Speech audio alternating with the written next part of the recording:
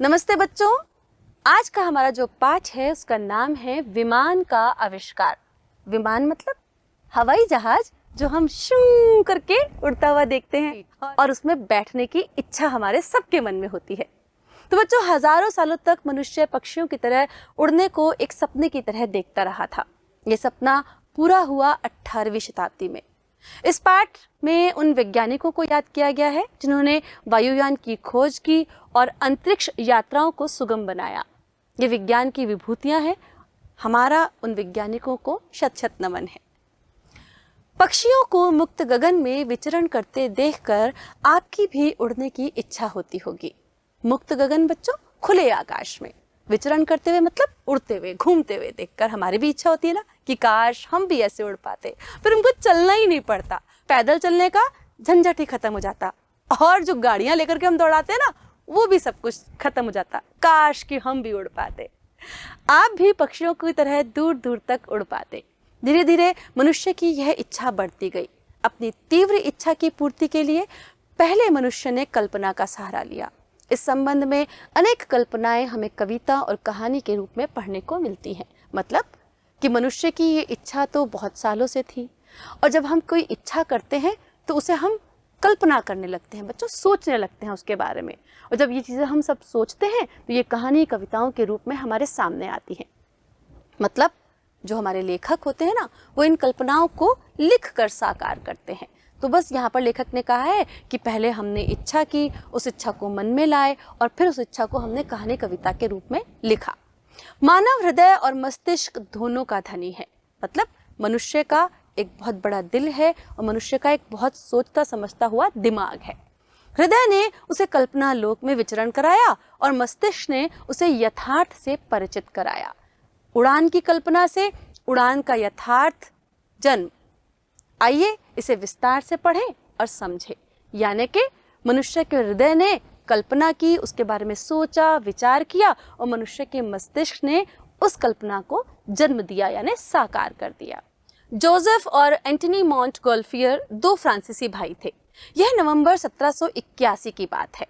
जाड़ा प्रारंभ हो चुका था, बर्फ भी गिरने लगी थी। लोगों ने घरों को गर्म करने के लिए अंगीठियां जला रखी थी। उनकी चिमनियों से धुआं ऊपर उठ रहा था। छोटे भाई ने बड़े भाई से पूछा, धुआं ऊपर क्यों उठता है? हवा से भी हल्का होने के कारण, बड़े भाई ने जवाब दिया। दोनों भाइयों ने विचार किया, धुआं यदि ऊपर उठ सकता है तो वह अन्य वस्तुओं को भी तो ऊपर उठा सकता है। दोनों ने मिलकर पतले मजबूत कागज का एक बड़ा थैला बनाया। उस थैले को सावधानी से जलती हुई अंगीठी के ऊपर रखा। गर्म हवा भर जाने पर वह थैला ऊपर की ओर उड़ चला। दोनों भाई खुशी से नाच उठे। मतलब देखो बच्चों, हमारा दिमाग कितनी जल्दी काम करता है। उन्होंने जब देखा कि चिमनी से जो धुआं है वो बाहर निकल रहा है, बाहर क्यों निकल रहा है, ऊपर क्यों जा रहा है, क्योंकि वो हवा से भी हल्का है, तो क्या ये धुआं किसी और चीज को भी उड़ा सकता है? बस उन्होंने ये सोचा और एक कागज का बलून बना करके उसे अंगीठी के ऊपर रख दिया। जैसे ही गर्म हवा उसमें भरी, वो बलून ऊपर उड़ने लगा। 5 जून 1783 को उन्होंने इस प्रयोग को सफलतापूर्वक अंजाम दिया। मतलब जब इन्होंने प्रयोग कर लिया तो इसे दुनिया के सामने लेकर के आए 5 जून 1787 को। उन्होंने 30 मीटर घेरे वाला एक गुब्बारा बनाया। यह हल्के कपड़े का बना था और उसका मुंह नीचे की ओर से खुला था और उसके नीचे एक अंगीठी बंधी हुई थी जिसमें भूसा भरा था। भूसा मतलब जो फसल काटने के बाद सूखा बचता है ना, उसको भूसा कहते हैं। अंगीठी में आग जलाने के बाद गुब्बारे में गर्म हवा भरने लगी। गुब्बारा ऊपर उठने लगा। कुछ देर बाद गुब्बारा बहुत ऊपर पहुंचकर 2.5 किलोमीटर की दूरी पर उतर गया क्योंकि भूसा अब तक जल चुका था और अंगीठी ठंडी हो चुकी थी। सितंबर 1787 को उन्होंने अपने गुब्बारे से एक टोकरी बांधी। उसमें एक भेड़, एक मुर्गा और एक बतख को रखकर उड़ाया। मतलब पहले तो उन्होंने खाली अंगीठी लगाई बलून के नीचे और उसे उठाया और वो 2.5 किलोमीटर जाकर के नीचे आ गई। क्यों? क्योंकि आग बुझ चुकी थी और गर्म हवा निकलनी बंद हो गई थी। अगला प्रयोग उन्होंने किया कि अपने गुब्बारे से उन्होंने एक टोकरी बांधी। उसमें उन्होंने एक मुर्गा, एक बतख और एक भेड़ को रख करके उड़ाया। इस प्रकार भेड़, बतख और मुर्गे को प्रथम हवाई यात्री बनने का गौरव प्राप्त हुआ, यानी कि हवा में उड़ने वाले वो तीनों पहले यात्री थे। 8 मिनट की उड़ान के बाद गुब्बारा एक पेड़ में फंस गया और रस्सी टूट जाने के कारण तीनों यात्री नीचे गिर गए। बतख और मुर्गा तो सुरक्षित उतर आए, लेकिन भेड़ की एक टांग में चोट लग गई। इस प्रदर्शन को देखने फ्रांस के सम्राट भी आए थे। इसके 2 महीने बाद ही एक और दिलचस्प घटना घटी। दिलचस्प यानी अच्छी लगने वाली, सबको पसंद आने वाली। फ्रांस के 2 उत्साही युवक रोजियर और ऑर्लेंडिस एक विशाल मोंटगोल्फियर गुब्बारे में उड़े।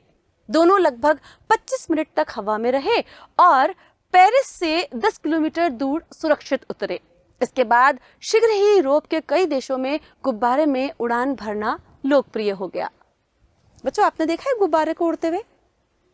बहुत से मैदानों में, आज भी बहुत से शहरों में इस तरह की उड़ान भरवाई जाती है। क्या कह रहे हैं वो? कि इसी समय एक वैज्ञानिक ने सुझाव दिया कि गुब्बारे में गर्म हवा के स्थान पर हाइड्रोजन गैस भरना ज्यादा सही रहेगा। गर्म हवा के ठंडा होते ही गुब्बारा नीचे उतर जाता है, लेकिन ठंडी हाइड्रोजन भी गर्म हवा से हल्की होती है, इसलिए हाइड्रोजन वाले गुब्बारे में देर तक आकाश में उड़ा जा सकता है। अब वैज्ञानिक हैं, वो तो परीक्षण करते ही रहते हैं, तो उन्होंने कहा कि जो हाइड्रोजन गैस है वो बहुत ज्यादा हल्की होती है, हवा से भी हल्की होती है, तो गर्म हवा के बदले अगर हाइड्रोजन गैस भर दी जाए तो गुब्बारा लंबे समय तक आकाश में रह सकता है। फिर भी ऐसे गुब्बारों में उड़ना सुरक्षित नहीं था। गुब्बारे को मोड़ना तो दूर, इधर उधर घुमाया भी नहीं जा सकता था। इसके अलावा यह गुब्बारा हवा में तैरता भर रहता था। एक स्थान से दूसरे स्थान तक की यात्रा उसके द्वारा संभव नहीं थी। मतलब गुब्बारा तो जहां हवा की दिशा होगी वहीं चलता जाएगा ना, हमें जहां जाना है वहां तो वो लेकर जाएगा नहीं। इसलिए अभी भी वैज्ञानिक परेशान थे। सबसे बुरी बात तो यह थी कि हाइड्रोजन जल्दी से आग पकड़ लेती थी। गुब्बारा कभी भी बीच में फट जाता था। प्रथम हवाई यात्री रोजियर की मृत्यु इसी प्रकार एक दुर्घटना में हुई थी। मतलब अब उनमें कमियां तो थी, और एक कमी यह थी कि हाइड्रोजन जो थी वो हाइड्रोजन के कारण जो था गुब्बारा फट सकता था, यात्रियों की मृत्यु हो सकती थी, और रोजियर की दुर्घटना में मृत्यु हो गई थी ऐसी एक दुर्घटना से। पहले गुब्बारे गोल बनाए जाते थे जिनको घुमाने में कठिनाई होती थी, पर म्यूजनीचर नामक एक फ्रांसीसी सैनिक ने गुब्बारे को सिगार का आकार दिया। लेकिन हवाई जहाज को सही रूप देने का श्रेय जर्मन सैनिक अधिकारी काउंट जेपलिन को जाता है। उनका हवाई जहाज एल्युमिनियम का बना था और यह बहुत बड़ा था और उसके एक भाग में हाइड्रोजन भरी रहती थी। 1910 में जेपलिन ने एक ऐसे बड़े बड़े हवाई जहाज बनाए जो यात्रियों और माल को ढो सकते थे। माल मतलब जो सामान हमें इधर से उधर भेजना होता है ना बच्चों, उसे। प्रथम विश्व युद्ध में हजारों लोग उससे ढोए गए और जर्मनी ने लंदन नगर पर उनसे बम वर्षा भी की। 1929 में विशाल जर्मन हवाई जहाज से ग्राफ जेपलिन ने 21 दिनों में विश्व की परिक्रमा की, यानी 1929 में उन्होंने पूरे विश्व का एक चक्कर लगाया। बाद में भी जर्मनी और दक्षिणी अमेरिका के बीच वह यात्रियों को ढोता रहा, लेकिन जेपलिन के हवाई जहाज में भी कई कमियां रह गई थी। विशाल आकार के कारण तेज हवाओं के विरुद्ध उसे उड़ाया नहीं जा सकता था। मतलब अगर हवा तेज चल रही है तो वो हवा की दिशा में ही जाएगा, उसकी विरोधी दिशा में नहीं जा सकता था। इसके अलावा उसमें आग भी बड़ी जल्दी लग सकती थी। 1903 में अमेरिका के राइट बंधुओं द्वारा बनाया गया पेट्रोल के इंजन से चलने वाला विमान दिनों दिन लोकप्रिय होता गया। उसमें लगातार सुधार करके जेट इंजन विकसित किए गए, जिनसे विमान की गति और सुरक्षा दोनों सुनिश्चित हो गई थी। लेकिन विमान बनने के बाद भी मानव की इच्छा पूरी नहीं हुई। विमान से धरती का कोना कोना छान डालने के बाद भी उसने ग्रहों की ओर दृष्टि दौड़ाई। इस प्रकार अंतरिक्ष यात्राएं आरंभ हो गईं।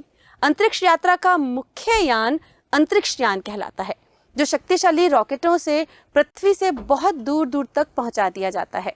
इस प्रकार विज्ञान के आविष्कारों द्वारा मानव निरंतर आगे और आगे ही बढ़ रहा है। बच्चों, ये थी कहानी हमारे विमान के निर्माण की, यानी जिस हवाई जहाज में हम सुरक्षित यात्रा करके एक स्थान से दूसरे स्थान पर पहुंच जाते हैं, उसके बनने की ये लंबी कहानी आज हमने पढ़ी।